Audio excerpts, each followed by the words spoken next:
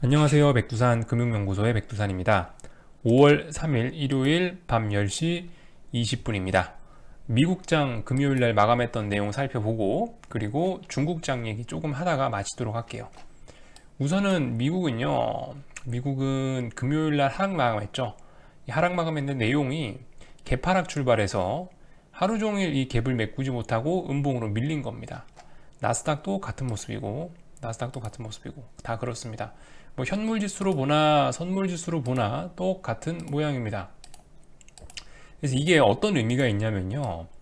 일단은 금요일 날 말씀드렸다시피 이게 솔직히 저는 이럴 가능성도 있다고 보긴 봤어요. 혹시나 제가 이제 금요일 날 좀 밤 늦게까지 봤던 거는 3월, 4월에 워낙 강하게 반등이 올라왔었기 때문에 이 기운으로 인해서 비록 미중 무역 분쟁 재점화라는 악재가 등장했지만은 이거 그래도 혹시 양봉으로 안 빠지지 않을까라는 생각이 있어서 혹시나 안 빠질까봐 싶어 봤는데 역시나 아래쪽으로 많이 빠지고 만 거죠. 그러니까 새로운 악재가 지금까지 뭐 코로나나 뭐 경기 침체 이런 거 정도가 아니고 아예 미중 무역 분쟁이라는 새로운 재료가 등장한 거고 그 상황에서 금요일이었죠. 더군다나 이 음봉 나온 게 금요일 날 이걸 밀어버렸다는 거는 상당히 큰 의미가 있는 거다라는 거죠. 갭으로 밀어버렸다는 것도 큰 의미가 있는 거고요. 그래서 이게 무슨 의미가 있냐? 주봉으로 뭐 일봉으로 살펴봐도 일단은 조금 별로 좋지는 않은 모습이고 여러분들 주봉을 보시면 이게 어떤 모양이 나오냐면요. S&P하고 나스닥하고 같습니다. 둘 다 주봉을 보시면 자 보세요. 3주 동안 특정 고점을 넘지 못하면서 하락 마감까지 했죠. 나스닥도 같은 모습이고. 여러분들 이게 만약에 일봉이었다 하더라도 저는 상당히 크게 소리를 쳤을 거예요. 야, 이거는 거의 이거는 죽는 확률이 100%다. 솔직히 100%는 없지만은 100%라고 여러분들 앞에서 말씀드릴 만큼 그런 강력한 패턴입니다. 올라야 될 때죠. 자, 상승했어요. 한 번은 쉴 수 있어요. 조정 나올 수 있어. 그럼 세 번째 주는 조정 나오면 안 돼요. 세 번째 주는 올라야 되는데 최소한 빨간불 들어오거나 상승 마감이라도 해야 되는데 세 번째 올라야 될 타이밍에 빠졌어요. 더군다나 뭐예요? 이 죄질이 안 좋아요. 더군다나 이 내용이 안 좋습니다. 새로운 악재가 나오면서 고점에 대한 슈팅이 나오고 위에서부터 밀어붙인 거기 때문에 이건 상당히 안 좋은 패턴이에요. 이게 그러니까 일봉에서 나왔더라도 상당히 등이 서늘한 그런 건데 이게 문제는 주봉에서 나왔다라는 거는 이거는 진짜 심각한 겁니다. 주식이 생각보다 길게 오래 많이 빠질 수도 있다라는 그런 신호로 보셔야 되겠어요. 그래서 지금 미국장이나 한국장이나 반등한 꼬라지를 보면요. 3월 중순에 막 빠지던 게 V자로 올라왔지 않습니까? 자, 그리고 나서 빠질 때가 되니까 더럽게 안 빠졌죠. 3주 동안 위에서 비리비리비리비리비리 하다가 마지막 수목에 오버슈팅 팍 하고 금요일 날 팍 떨어진 겁니다. 그렇게 해서 결국 3주간 어떤 고점을 돌파하려고 노력했던 부분이 완전 한 번에 물 말아먹은 케이스가 돼버린 겁니다. 자, 저점에 대한 지지력 튼튼히 했어도 이렇게 나오면 굉장히 위험한 건데 3월 18일 날 저점에 대한 지지력 테스트 없이 V자로 올라왔고요. 그래서 저점에 대한 지지력, 여기 지지력은 거의 없다고 보셔야 되는 거고. 근데 고점에 대한 테스트는 끈질기게 해가지고 오버슈팅까지 주고 나서 아래로 밀어붙였다? 이거는 여러분들 굉장히 심각한 상황이라고 보셔야 될 것 같아요. 어제 빠진 거는 일단 가볍게 봐서는 안 될 것 같습니다. 글쎄요, 물론, 월요일날 하루 정도 반등을 주거나 쉽게 안 빠질 수 있을지 모르겠지만은, 일단은 어제 금요일날 밀림으로 해서 주봉의 꼬라지가 이렇게 나와버렸다는 거는, 일단 앞으로 상승하기는 상당히 힘들어졌다는 얘기로 보셔야 될 것 같습니다. 더군다나 트럼프가 새로운 재료를 갖고 나왔다는 것도, 그죠? 미중무역 분쟁이라는 새로운 재료를 갖고 나왔다는 것도 상당히 안 좋은 부분이고요.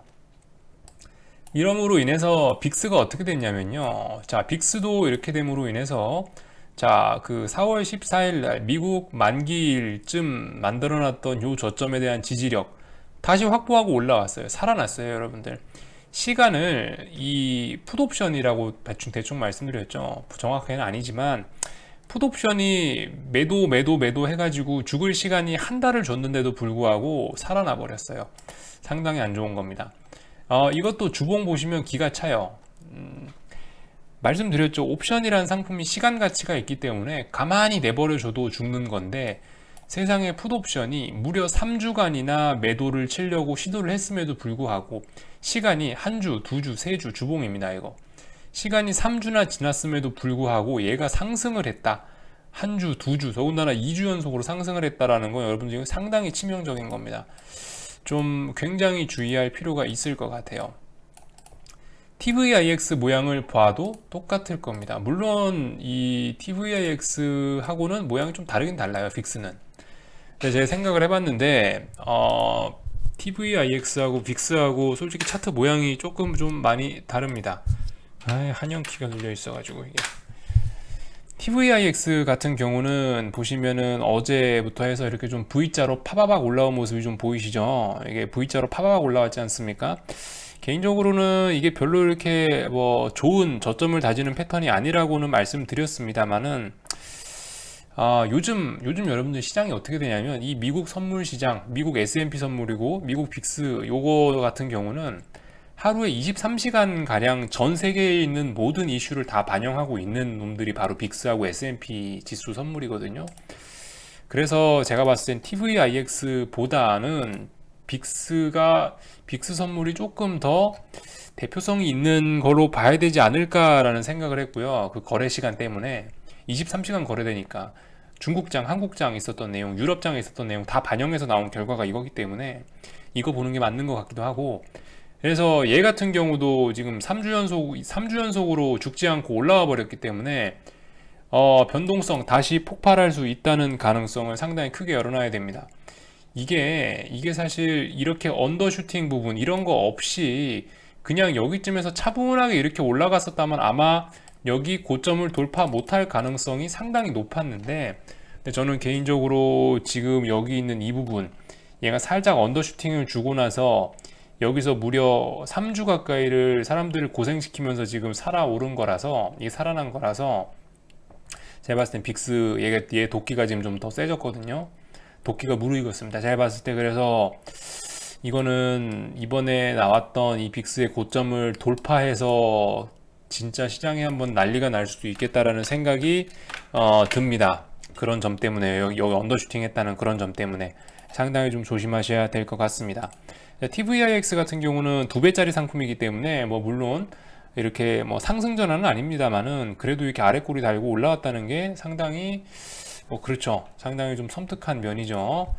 그리고 반대쪽으로 봤을 때 SVXY 보시면은 얘 같은 경우는 이제 본격적으로, 자, 이 주봉입니다. 보시면은 얘도 이렇게 꺾이고 있죠. 얘도 꺾이고 있습니다. 굉장히 안 좋은 모습이죠. SVXY가 죽으면 TVIX가 오른다. 변동성이 오른다라는 얘기죠. TVIX 반대쪽에 있는 상품이 SVXY니까. 자, 얘 같은 경우도 지금 굉장히 안 좋습니다. 얘가 언제부터 꺾인 거냐면은 여기 4월 14일 날 만들어 놓은 고점부를 돌파하지 못하고 파바박 밀렸습니다. 여기에 대한 지지력 없기 때문에 분명히 일단 여기 자리까지는 충분히 내려올 거고 이거 붕괴시킬 겁니다. 제가 말씀드렸다시피 여기 있는 이 아랫부분에 대한 지지력 결과적으로 아마 테스트하러 내려갈 거예요. 그래서 좀 제가 봤을 때는 아직까지는 이 SVX와 이 녀석이 아직까지는 그래도 좀 박스권 이런 식으로 살아는 있기 때문에 아직까지는 제가 봤을 때는 뭐 여러분들이 생각하시는 어떤 장대봉들이 나올 타이밍은 솔직히 아직은 아닌 것 같습니다. 이게 이 장대봉 옛날처럼 이렇게 파바바박 박살나면서 장대봉이 나오려면은 이 SVXY가 어느 정도 이 중요한 지지선 여기를 깬다든가 아니면 여기를 깬다든가 하는 어떤 중요한 지지선들을 박살냈을 때 다시 여러분들이 기대하는 옛날의 그 장대 어떤 색깔은 모르겠지만 옛날의 그런 장대봉들을 기대하실 수가 있을 거예요. 어쨌든 아직 변동성이 폭발할 시기는 아닙니다만은 지금 일단은 그죠? 아직은 폭발할 시기는 아닙니다만 얘가 살아나려고 품은 잡았다라는 말씀을 드리고 싶네요. 뭐 S&P 지수나 한번 볼까요? S&P 현물. 근데 뭐 똑같죠? 안 봐도 똑같죠? 뭐 비슷비슷합니다. 예. 개파락해서 장중 종일 밀어버렸다라는 거. 이렇게 해서 어떻게 됐다? 주봉이 박살이 났다. 예, 주봉이 아주 그냥 전형적으로 하락하기 딱 좋은 그런 패턴을 만들어 놨다. 나스닥도 똑같습니다. 나스닥도 똑같고요. 자, 그죠? 나스닥도 이거 제가 아주 파생상품 쪽에서 좋아하는 전형적인 그런 고점 돌파 못하는 그런 풋옵션 대박나는 그런 모습입니다. 네, 그래서 굉장히 조심하셔야 될 것 같습니다. 이슈들도 사실 별로 안 좋아요. 제가 사실 뭐 지금 일단 이런 얘기를 좀 해야 될 것 같은데, 아까 그 말씀드린 그 관세 이슈, 트럼프가 미중 무역 분쟁을 다시 시작한다라는 이슈를 좀 봐야 될 것 같은데, 제가 봤을 때 트럼프 생각이 이건 것 같아요. 이 중앙일보 오늘 나온 기사인데, 제가 봤을 때 트럼프가 이제 그 당선이 되려면은 두 가지 카드가 있었던 것 같아요. 두 가지 카드가 있었는데, 그중 한 가지가 뭐냐면은 이번에 코로나 사태를 잘 해결해서 긍정적인 쪽으로 잘 해결해서 경제를 다시 살려내서 재선이 되는 가능성 하나. 또 하나는 다시 미중무역 분쟁, 다시 나의 오랜 라이벌인 시진핑을 모가지를 붙잡고 끌어내서 이 사람을 조짐으로 인해서 반사 효과를 얻는 것. 두 가지 카드가 있는데 제가 봤을 때 이 아저씨, 트럼프 아저씨가 일단 1번 카드 포기한 것 같습니다. 중국을 때려서 재선을 하자라는 쪽으로 약간 방향을 틀은 것 같아요. 이런 얘기를 하는 거 보니까. 그래서 지금 보시다시피 뭐 다시 관세를 매길 수 있다라는 얘기가 나오고 있죠. 사실 이것 때문에 빠진 게 맞습니다. 뭐 그로 인해서 어떤 위험 지표들, 뭐 예를 들면은 미국 하이힐드 회사채 친구들의 금리가 다시 폭등하고 뭐 이런 모습들이 나타나고 있죠. 이런 모습들이 나타나고 있습니다. 그래서 일단 좀 굉장히 좀 주의해야 될 것 같고, 그리고 우리가 그 약간 뭐 게임 체인저 이러면서 우리가 기대했던 렘데시비르는 맛이 가고 있습니다. 그죠?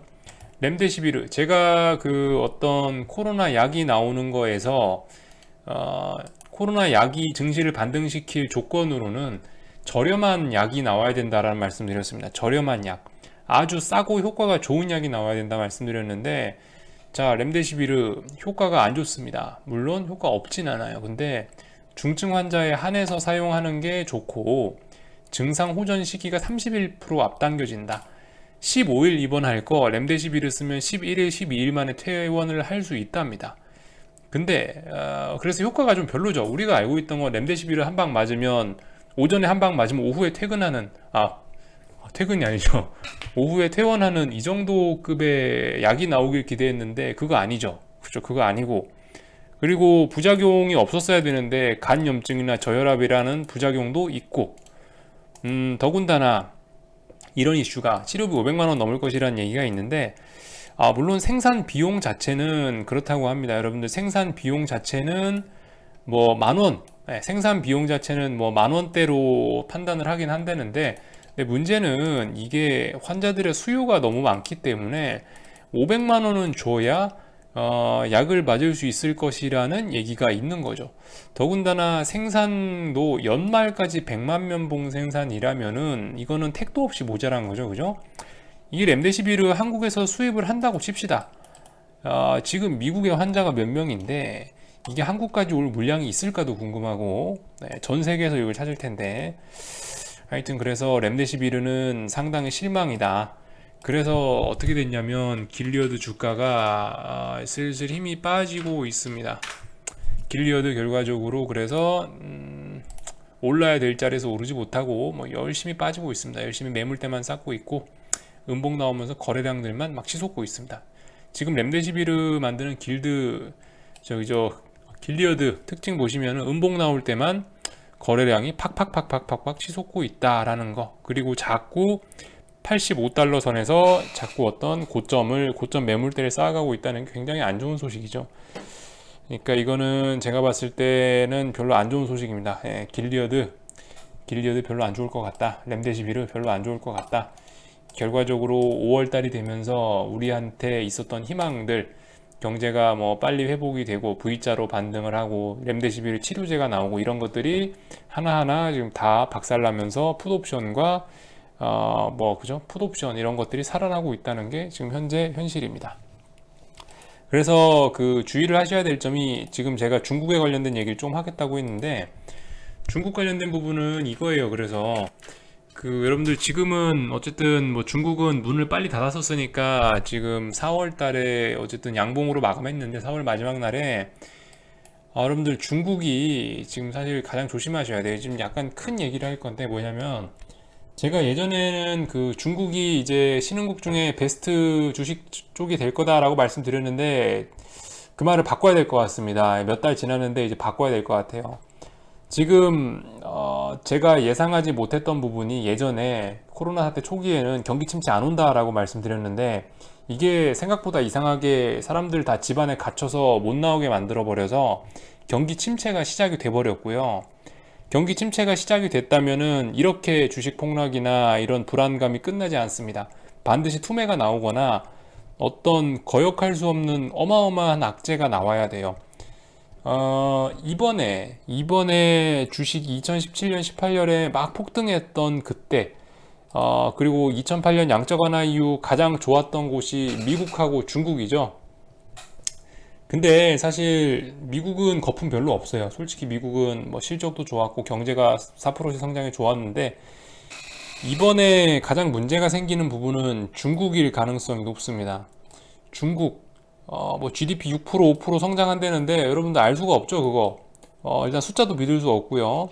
그리고 다큐멘터리 이런 데도 많이 나왔다시피 뭐 빈집이 뭐 몇백만 호에 뭐 대출이 얼마나 많이 되고 어쨌든 여러분들 상식적으로 생각해 봤을 때 어떤 버블이 꼈다면 지금 중국일 가능성이 굉장히 높아요. 그런데 더군다나 우리 유대인 자본이 어떻게 됐습니까? 지금 중국을 본격적으로 겨누고 있죠. 다시 한번 트럼프가 중국을 향해서 칼끝을 겨눴는데요. 이미 쓰러져가는 중국 여기에다가 대고 지금 관세를 매긴다 어쩌건다 저쩐다 하는데 그렇게 되면 이건 중국 밟아버리겠다는 겁니다. 그러니까 이번에 금융위기, 이번에 경기 침체, 2020년 코로나19 경기 침체가 시작이 됐는데 이번에 주도적으로 박살날 국가는 중국일 가능성이 높다. 그리고 만약에 중국이 박살이 난다면은요, 그 박살난 당사국은 좀 아무래도 반등이 느리고 치명상을 입을 가능성이 높습니다. 그래서 중국 주식 같은 경우에는 일단 좀 조심하자라는 말씀을 좀 드리고 싶습니다.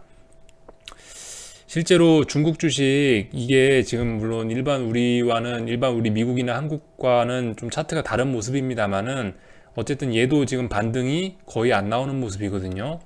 더군다나 그리고 지금 월요일 날에 나올 이슈가 이제 월요일 날 반영될 이슈가 중국은 내일도 쉬는구나. 아무튼 이 미중 무역 분쟁과 관련된 이슈가 아직 여기 반영이 안 됐단 말입니다. 심지어 위안화 환율에도 반영이 안 됐어요. 그런 것들이 반영된다면 이 중국이 어떤 모습이 될까 굉장히 좀 주의해서 좀 살펴봐야 될 것 같습니다. 한국이 더 나을 것 같아요. 여러분들 만약에 이번에 주식이 제가 얘기한 대로 박살이 난다라고 한다면 그 자리에서 중국 사시면 안 되고요. 한국을 사야 될 것 같아요. 한국을. 중국이 좋다는 얘기는 여기 오늘 부로 좀 취소를 하겠습니다. 중국 갖고 계신 분들 혹시나 반등해서 뭐 튀어나올 기회가 있다면은 저는 비중을 줄이셨으면 좋겠다는 생각이에요. 네, 그래서 여기 정도까지가 제가 준비한 내용이고요. 궁금한 거 있으면 리플 남겨주시고요. 전 여기서 마치도록 하겠습니다. 내일 뵙도록 하겠습니다.